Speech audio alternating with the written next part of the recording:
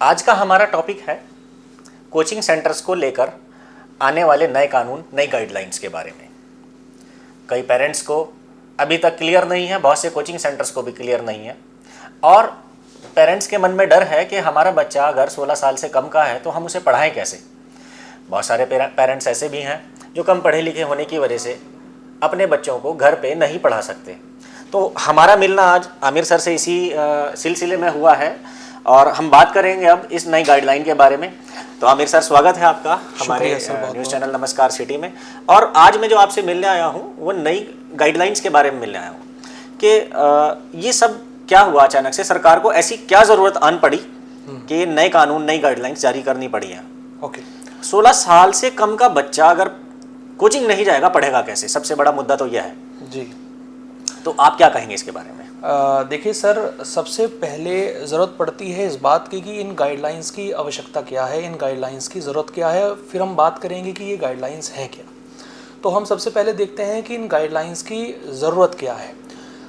Main point ये है कि इन गाइडलाइंस को बनाने के पीछे गवर्नमेंट का सिर्फ एक मकसद है कि जितने भी कोचिंग इंस्टीट्यूट अनैतिक तरीके से चल रहे हैं या जो हमारे इंडिया के अंदर बहुत तेज़ी के साथ ये जो बिज़नेस है, कोचिंग बिज़नेस, ये एक्सपोनेंशियली ग्रो कर रहा है और फॉल्स प्रॉमिसेस करके कोचिंग को चलाया जा रहा है, उनके ऊपर एक लगाम लगाई जा सके, एक फ्रेमवर्क, एक रूल्स रेगुलेशंस ऐसे तैयार किए जा सके, या एक ये समझिए कि मिनिमम क्राइटेरिया ऐसा तैयार किया जा सके जिसे हर कोचिंग इंस्टीट्यूट फॉलो करे और हम बच्चों को कुछ गुणवत्ता शिक्षा दे पाएँ। अब हम बात करते हैं कि ये गाइडलाइंस है क्या। देखिए, गाइडलाइंस को लेकर बहुत सारे मिथ चल रहे हैं और बहुत सारी बातें हो रही हैं। गाइडलाइंस के अंदर बहुत कुछ खास नहीं है, सिर्फ एक मेन पॉइंट है गाइडलाइंस के अंदर, और वो ये है कि गाइडलाइंस आने के बाद 3 महीने के अंदर अंदर आपके कोचिंग का रजिस्ट्रेशन होना चाहिए। उस स्टेट या यूनियन टेरिटरी या जो भी सेंट्रल गवर्नमेंट के अंदर आपका इंस्टीट्यूट आता है तो उस दायरे में आपके कोचिंग का रजिस्ट्रेशन होना चाहिए। यानी आपका कहने का मतलब है ये गाइडलाइंस की जरूरत इसलिए पड़ी कि परचून की दुकानों की तरह कोचिंग सेंटर खुलते जा रहे थे, गली मोहल्ले हर जगह कोई भी आया और कोचिंग खोलकर बैठ गया, 10-20 बच्चे भरे। हाँ। और वो स्टडी कैसी, एटमॉस्फेयर कैसा है, फर्नीचर कैसा है, माहौल कैसा है, इससे कोई मतलब नहीं। अब गवर्नमेंट ने इन सारी चीज़ों को ध्यान में रखते हुए कि एक प्रॉपर सिस्टमेटिक वे में बच्चों तक क्वालिटी एजुकेशन पहुंच पाए, बच्चों को एक अच्छा एटमॉस्फेयर मिल पाए, बच्चों की साइकोलॉजिकल जो थिंकिंग है वो भी ग्रो हो पाए। अब आपने देखा होगा कि कोटा के अंदर बहुत सारे सुसाइड्स बढ़ रहे हैं। जी हाँ। मैं जब ये गाइडलाइंस के बारे में पढ़ रहा था तो उसमें आया था कि सरकार ने इसलिए कदम उठाया है कि बच्चा सुसाइड ना करे। बच्चा सुसाइड करता क्यों है, उसका रीज़न क्या है? देखिए, बच्चे के सुसाइड करने के पीछे सबसे बड़ा रीज़न है स्ट्रेस। बच्चे को एग्ज़ाम्स को लेकर या कुछ और चीज़ों को लेकर हद से ज़्यादा स्ट्रेस हो जाना। अब बहुत सारे कोचिंग्स ऐसे हैं जो बिना किसी मोटिवेशनल सेशंस के, बिना कोई साइकोलॉजिकल प्रिपरेशन के बच्चों को भरे जा रहे हैं, कोचिंग कराए जा रहे हैं, बच्चों के ऊपर अननेसेसरी प्रेशर आ रहा है। अब बहुत सारे स्टूडेंट उस प्रेशर को नहीं झेल पाते हैं। दैट्स वाई बच्चों के सामने हमें लगता है कि शायद कोई और ऑप्शन ना बचता हो और बच्चे सुसाइड की तरफ मूव कर जाते हैं। तो ये एक बहुत बड़ा रीज़न हो सकता है और गवर्नमेंट ने अपनी गाइडलाइंस के अंदर साफ तौर पे दिया भी है ये कि आपको रेगुलर बेसिस पर मोटिवेशनल सेशंस या जो साइकोलॉजिकल सेशंस होते हैं या साइकेट्रिस्ट होते हैं या आपके साइकोलॉजिकल सेशंस लेने वाले होते हैं, उनकी आपको मैन पावर अपने पास में रखनी होगी, जिससे कि बच्चों को समय समय पर इन सारे स्ट्रेस से निजात पाने के लिए तैयार किया जा सके। अच्छा सर, बात आती है 16 साल से कम उम्र का बच्चा कोचिंग नहीं जाएगा जी, या कोचिंग सेंटर 16 साल से कम उम्र के बच्चे को नहीं पढ़ाएगा जी। अब बहुत से पेरेंट्स हैं नहीं पढ़ा सकते जी, आप ये कह लो वो अनपढ़ हैं, इलिटरेट हैं, या उनके पास टाइम नहीं है जी। कैसे होगा फिर ये? काशिफ जी, सबसे ज़रूरी चीज़ तो ये है कि अभी हम बात कर रहे थे कि गाइडलाइंस हैं क्या। मैं थोड़ा सा पहले आपको ये बता दूं कि गाइडलाइंस हैं क्या। बिल्कुल। अब जैसा कि हमने बात की कि गाइडलाइंस बहुत ज़्यादा नहीं है, गाइडलाइंस सिर्फ एक है कि आपके कोचिंग का रजिस्ट्रेशन होना चाहिए गाइडलाइंस आने के 3 महीने के अंदर अंदर। अब मेन पॉइंट ये होता है कि कौन से कोचिंग इंस्टीट्यूट ऐसे हैं जो रजिस्ट्रेशन कराने के लिए एलिजिबल है और रजिस्ट्रेशन करने के लिए आपको कौन कौन सी बेसिक चीज़ों की आवश्यकता पड़ने वाली है।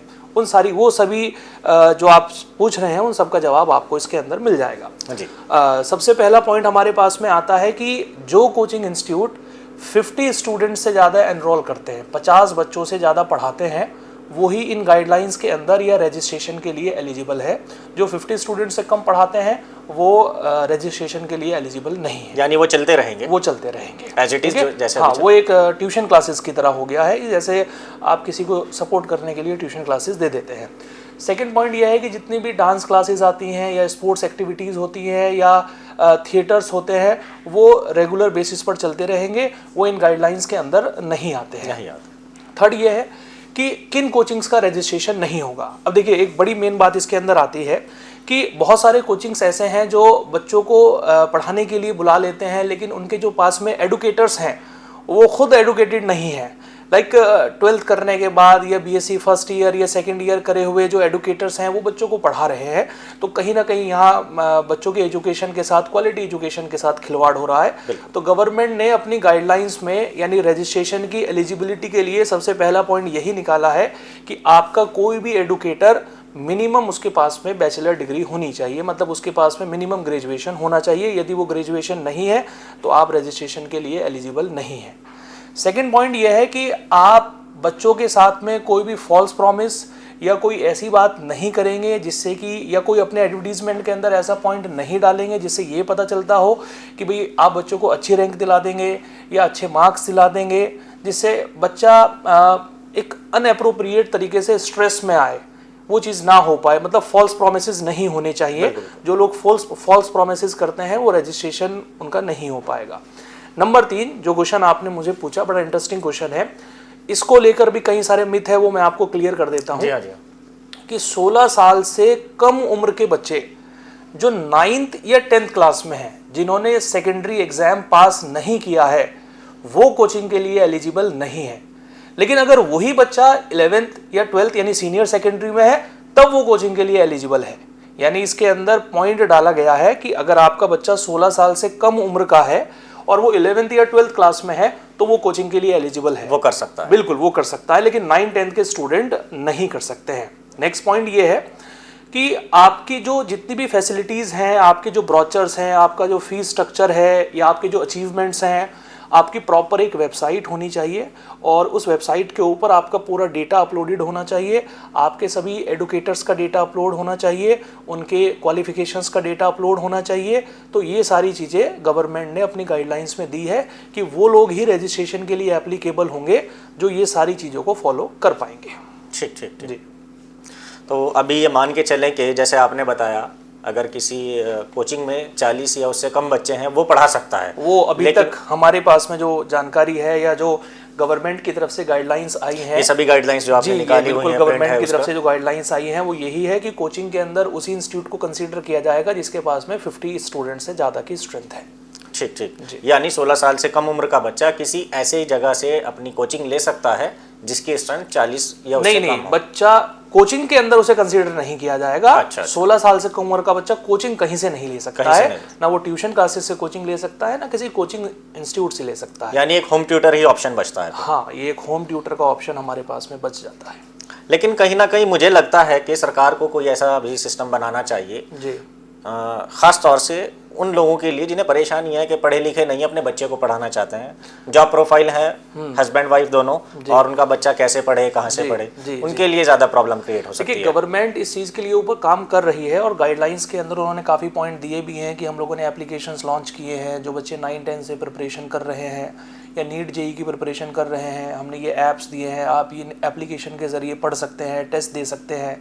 लेकिन कहीं ना कहीं हमारा अभी इंफ्रास्ट्रक्चर इस लेवल का नहीं है कि बच्चा सीधा एप्लीकेशन से या इन चीज़ों से पढ़ पाए। तो हमें भी लगता है कि 9-10 के बच्चों को कोचिंग के लिए गवर्नमेंट को और कुछ थोड़ा रिलैक्सेशन देना चाहिए, जिससे कि 9-10 का जो बच्चा है वो अपनी पढ़ाई में सफ़र ना करे। बिल्कुल बिल्कुल। और जहाँ तक मेरा ख्याल है, हयात तो सभी चीज़ों को पूरा करता है, सभी गाइडलाइंस को जी। और मुझे पता भी है कि हयात की जर्नी मैंने देखी है, कहाँ से हयात शुरू हुआ था और आज कहाँ पर है, एक अलग ही मकाम पर है। जी, शुक्रिया बहुत। ठीक है सर, बहुत बहुत शुक्रिया आपका हमें समय देने के लिए।